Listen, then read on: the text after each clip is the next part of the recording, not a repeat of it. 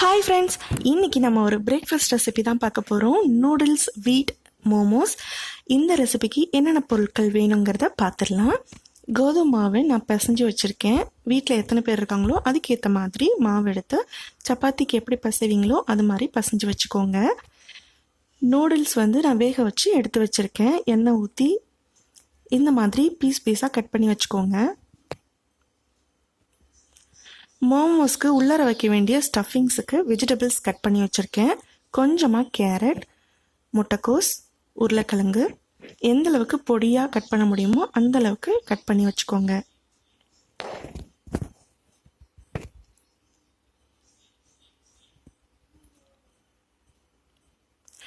இதுக்கான மசாலாஸ் பார்த்துடலாம். 1 ஸ்பூன் மிளகாத்தூள், 1 spoon chat masala, 1/2 spoon garam masala, மிளகு, ஜீரகம், மஞ்சள், உப்பு இது எல்லாமே சேர்த்து அரைச்ச தூள் 1 ஸ்பூன்.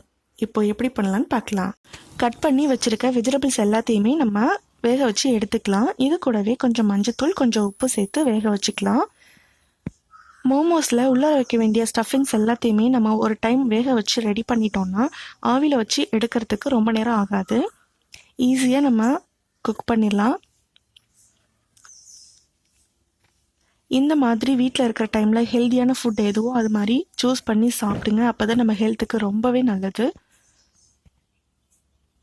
உள்ளார ஸ்டஃபிங்ஸ் வெஜிடபிள்ஸ் எது வேணாலும் நம்ம ஆட் பண்ணிக்கலாம். ரொம்ப ஸ்பைஸியாக வேணும் அப்படின்னு நினச்சிங்கன்னா இது கூட சில்லி இந்த மாதிரி ஆட் பண்ணிக்கலாம். ஆல்ரெடி மசாலாஸில் மிளகாத்தூள் அண்ட் மிளகுத்தூள் எல்லாமே இருக்குது.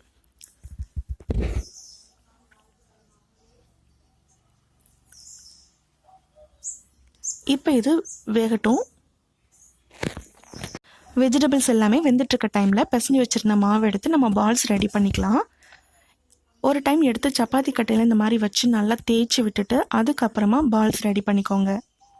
அப்போ தான் கொஞ்சம் சாஃப்ட்னஸாக இருக்கும். ஏற்கனவே ஊறிட்டு இருந்துச்சு இல்லையா, ஸோ அதனால் மறுபடியும் எடுத்து இந்த மாதிரி இன்னொரு டைம் பிசைஞ்சு விட்டுட்டு அதுக்கப்புறமா பால்ஸ் ரெடி பண்ணிக்கோங்க. இந்த மோமோஸை பொறுத்த வரைக்கும் என்ன வேணாலும் உள்ளர ஸ்டஃபிங்ஸ் வைக்கலாம். சிக்கன், சீஸ் இந்த மாதிரி நமக்கு பிடிச்ச மாதிரி ரெடி பண்ணி சாப்பிட்லாம். பால்ஸ் எல்லாம் ரெடி பண்ணியாச்சு. இது மேலே லைட்டாக ஆயில் அப்ளை பண்ணி வச்சுருக்கேன். வெஜிடபிள்ஸும் வெந்துருச்சு. இதை இப்போ ஃபில்டர் பண்ணி எடுத்துக்கலாம். தண்ணி இருக்கட்டும். இதில் தனியாக சூப் எப்படி பண்ணுறதுங்கிறத நான் வீடியோ காட்டுறேன் நெக்ஸ்ட் வீடியோவில். ஸ்டஃபிங்ஸ் ரெடி பண்ணிக்கலாம். இப்போ கொஞ்சமாக எண்ணெய் ஊற்றிருக்கேன். எண்ணெய் ஹீட் ஆகிடுச்சு. கொஞ்சமாக சோம்பு சேர்த்துக்கிறேன். சோம்பு நல்லா வெடித்ததும் வேக வச்சுருந்த வெஜிடபிள்ஸையும் ஆட் பண்ணிக்கலாம்.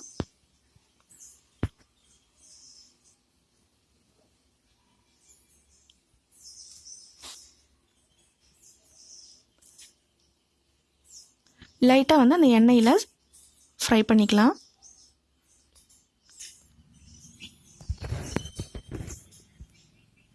இதில் இப்போ கொஞ்சமாக உப்பு சேர்த்துக்கிறேன். ஏற்கனவே வேக வச்சுருந்தப்போ உப்பு சேர்த்துருந்தேன். டேஸ்ட்டு பார்த்துட்டு உப்பு சேர்த்துக்குங்க. மசாலாஸ் இது கூடவே ஆட் பண்ணிக்கலாம்.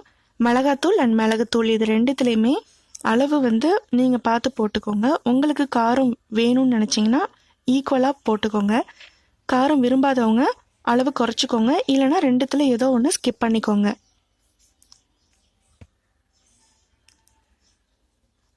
மிளகாத்தூளை விட மிளகுத்தூள் ரொம்பவே நல்லது. அதனால மிளகுத்தூள் போட்டுட்டு மிளகாத்தூள் கூட கம்மி பண்ணிக்கோங்க. ரொம்ப குக் பண்ண வேண்டாம். ஆல்ரெடி வெஜிடபிள்ஸ் நல்லா குக் ஆயிடுச்சு. கொஞ்ச நேரம் இருந்தால் போதும். மிளகுத்தூள் அரைக்கும் போது உப்பு சேர்த்துருப்போம். ஸோ அதனால் உப்பு பார்த்துட்டு போட்டுக்கோங்க. இப்போ ஸ்டஃபிங்ஸ் ரெடி ஆயிடுச்சு. இப்போது உருட்டி வச்சுருக்க பால்ஸில் நம்ம மோமோஸ் ரெடி பண்ணிடலாம். கையில் இந்த மாதிரி ஆயில் அப்ளை பண்ணிக்கோங்க. ஆயில் வேணான்னு நினச்சிங்கன்னா மாவு போட்டு தேய்ச்சி கூட நீங்கள் ஸ்டஃபிங்ஸ் ரெடி பண்ணிக்கலாம். இது இப்போ நான் கையிலே தான் செய்ய போகிறேன். ஓரங்களில் ரொம்ப மெலிசாகவும் சென்டரில் கொஞ்சம் கதுமையாகவும் இருக்கிற மாதிரி பார்த்துக்கணும். அப்போ தான் நம்ம வைக்கிற ஸ்டஃபிங்ஸ் கிளியாமல் இருக்கும். மேலே க்ளோஸ் பண்ணும்போது அடியில் கேப் விட்டுரும். அதுக்காக தான் சென்டரில் கொஞ்சம் கதுமையாக இருக்கணும்.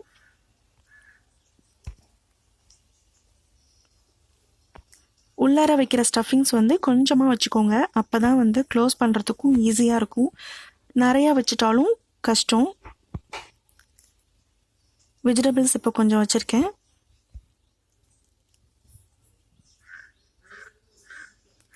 இது மேலே கொஞ்சமாக நூடுல்ஸ் வச்சுருக்கேன். இதை பார்த்து க்ளோஸ் பண்ணுங்கள். ஒவ்வொருத்தவங்களுக்கும் ஒவ்வொரு மாதிரி டிசைனில் மோமோஸ் பண்ணுவாங்க. இது எனக்கு தெரிஞ்ச மாதிரி நான் பண்ணுறேன். ரொம்ப கேர்ஃபுல்லாக பார்த்து பண்ணுங்கள். ஏன்னா ரொம்ப சாஃப்டாக இருக்கும். உள்ளார ஸ்டஃபிங்ஸ் கொஞ்சம் வெயிட்டாக இருக்கும். உள்ளார எல்லாத்தையும் வச்சு அதுக்கப்புறம் மேலே நல்லா க்ளோஸ் பண்ணி விட்டுட்டிங்கன்னா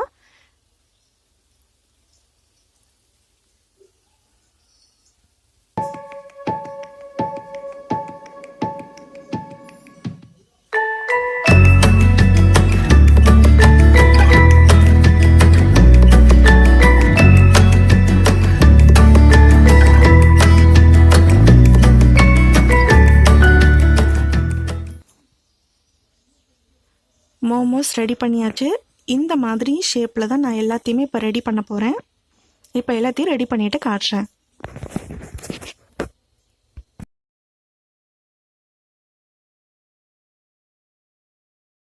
மோமோஸ் எல்லாமே ரெடி ஆயிடுச்சு. இப்போது இட்லி பானையில் வச்சு வேக வச்சிடலாம்.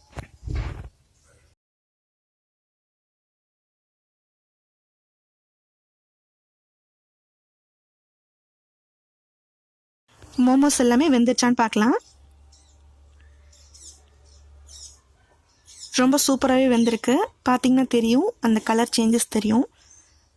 இப்போ இன்னொரு பிளேட்டில் சர்வ் பண்ணிடலாம். நூடுல்ஸ் ஸ்வீட் மோமோஸ் ரெடி ஆயிடுச்சு. பார்க்கவே ரொம்ப சூப்பராக இருக்குது. கண்டிப்பாக டேஸ்ட்டும் சூப்பராக இருக்கும். ஒன்று மட்டும் இப்போ பிச்சு பார்க்கலாம் எப்படி இருக்குன்னு. வாவ், ரொம்ப யம்மியாக இருக்குங்க. ரொம்ப சூப்பராக இருக்குது. கண்டிப்பாக ட்ரை பண்ணி பாருங்கள். இது கூடவே மோமோஸ் சட்னி, புதினா சட்னி, தக்காளி சட்னி கூட சூப்பராக இருக்கும். எதுவுமே இல்லாமல் சும்மா சாப்பிட்டாலும் நல்லாயிருக்கும். கண்டிப்பாக ட்ரை பண்ணி பாருங்கள். பாய்.